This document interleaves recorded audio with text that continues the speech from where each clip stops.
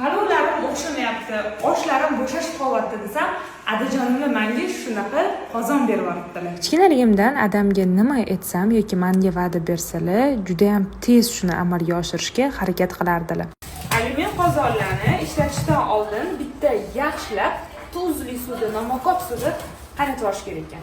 Sotuvchini aytishi bo'yicha shunday qilinsa, qanaqadir qileylari qaynab chiqib ketar ekan va qozon bezarar holatga kelar ekan. Aqlimni tanibmanki, adajonimdan qizim, sen nima so'rasang men bitta deb beraman degan gaplarni eshitaman. Bu bilan hamma aytgan narsamni olib bera olmasdilar, men ham hamma narsa aytmasdim, lekin ich-ichimdan agar adamga nimadir aytsam, menga olib bera olardilar degan ishonch bo'lgan. Turmushga chiqayotganimda zalimga mebel tanlash uchun Qoratoshni tagidagi mebel magaziniga kirganimizda menga har xil mebellarni ko'rsatib tanlagin deyshsa, tanlamasdan uyalganman. Sotuvchi bola ota-onangiz xohlaganingni ol deyshapti, nimaga tanlamayapsiz deyshsa, bilmadim, tanlaganimga pulligi yetmasa-chi deb xijolat bo'lgandim. Shunda sotuvchi, sizlardan oldin bitta oila kelgandi, ota-onasini puli kamroq ekan, qizi rosa arazlab xarxasha qilgandi.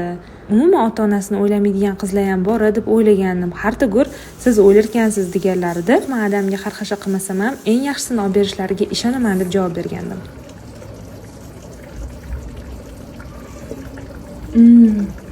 Bu qozonda даже mazasi ham boshqacha-da. Qoshig'ingizni og'zingizga tiqib qaytib soldingiz demayli, mikroblari o'lib ketadi qaynasa. Kimdir balki nima qilar, menda bir shunaqa bo'ladi.